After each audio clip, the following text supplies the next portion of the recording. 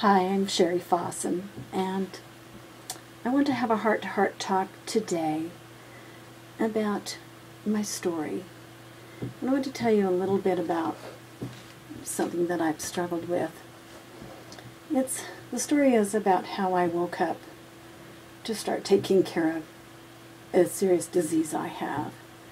And a lot of you know that when I was 30, I developed type 1 diabetes. But many of you don't know some of the ins and outs of that journey. And this all happened because I was on this story anyway, the wake up happened when I was on a sailboat cruise. It was a small sailboat. It held 7 people, including the captain. And we went on this sailboat cruise down in the Caribbean, in the British Virgin Islands. And this particular night, I was up, woke up in the middle of the night. Well, I didn't wake up, I'd been up. I'd been awake all night, finally went up on deck because I was so seasick. I was just terribly seasick. Now, I hadn't become seasick one night. I had been getting gradually just worse and worse and worse. Now, the people on this boat, they weren't happy to have me along. I was just puking over the side of the boat. That was where I lived, puking over the side of the boat on this trip, and they didn't know what to do.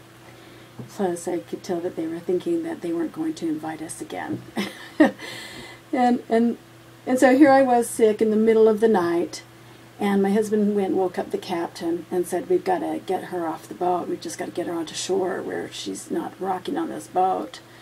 And she needs to get stable. And so they had a little dinghy, and we gathered together a jacket and got a jug of water. And the captain took us in to shore. And there was some deck chairs there, but you know, it's a little resort, and there was not a single light on. We thought that maybe we could go into shore, and maybe there was a night clerk or somebody at the hotel, just a small resort hotel, that was awake. But no, the entire resort was shut up tighter than a drum. The thing I realized as we saw the captain going back to the sailboat, which was, you know, of course, anchored out there in the bay, was that I had not brought my insulin with me to shore. And one of the things I knew I was sick, but my biggest mistake was I also knew that my blood sugar had been really, really high and out of control high. You can tell, you know, when it is, and it puts you kind of in a delirious state. So I had to lay on a deck chair all night long. It was the longest damn night of my life.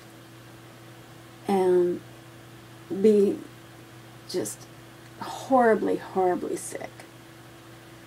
And regret every single action I'd taken and not taken since I got this disease.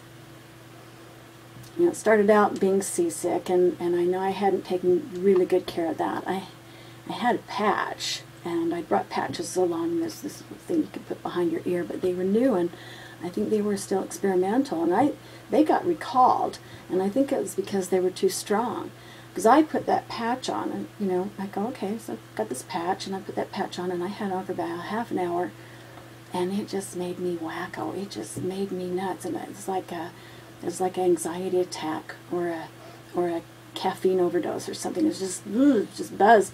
I had to take it off, and I had some Dramamine, but by then I was already feeling sick. And you know, when you take Dramamine on a sick stomach, it doesn't do you any good because you're going to puke it up. So that was where I was at, and kept thinking that I'd get a little bit better. We'd go snorkeling. I felt better. I felt good in the water. They kept joking that they were just going to tie a line to me and pull me along behind the boat because I was fine as long as I was in the water.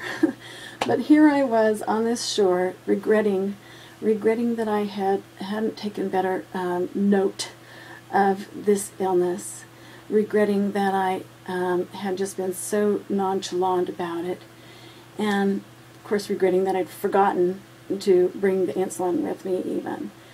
And the thing that I had to really work through is, first, my anger.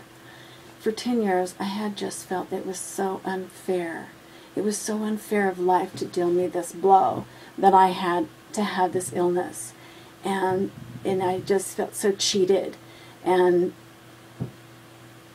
so much so that I didn't take the responsibility for it that I needed to take. So instead, what did I do? I pretended that it wasn't that big of a deal. And I pretended that I had really good control. And I pretended that the rules didn't apply to me. I didn't like testing my blood sugar. I went on that sailboat trip. I didn't even bring a blood sugar testing device with me on vacation. I wasn't in the habit of testing it. I didn't want to be saddled with that. I didn't want this disease to wreck my life. And the thing I came to realize that night was just that attitude right there was wrecking my life. That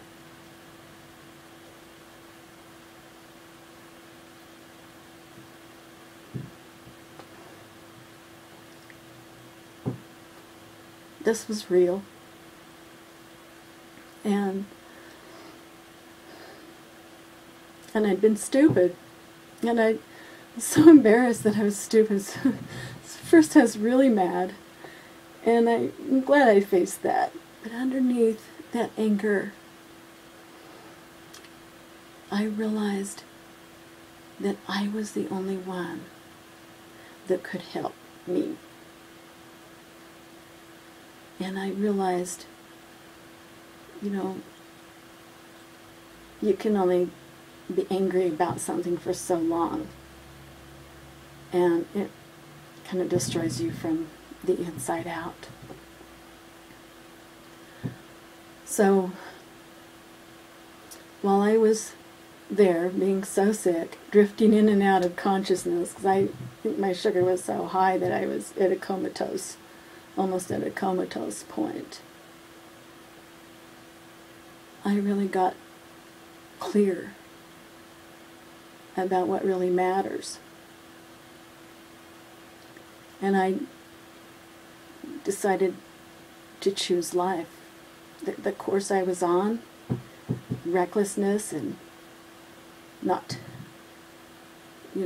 thinking that I had to do anything more than what I was doing, that was going to kill me. This isn't just a game. You're not just dinking around. This is serious. This is life and death. You're going to die. If you don't do things differently than what you're doing, you're going to die. It's going to kill you. And I got clear, and I woke up. And this is for you. This is for you out there who